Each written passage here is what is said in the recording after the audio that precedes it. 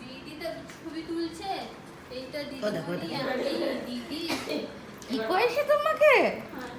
ওই দেখো তার মধ্যে ওকে ভয় পায়। হ্যালো হ্যালো, বেরিয়েছি কি খা? হ্যাঁ গো, ছবিটাকে বলে ওই দেখো দেখো এখন দুজনে কি ঝগড়া করছে। হ্যাঁ, আরে ওরা দুজনে যে করছে না, ছোট্টুটা বড়টা পা কামড়াচ্ছে, নিচ কামড়াচ্ছে, আবার ছোট্টুর মাথা, আবার এবার প্রাপি হতে তাড়া করে, ও গাড়ি চাড়ে কি সব করছে,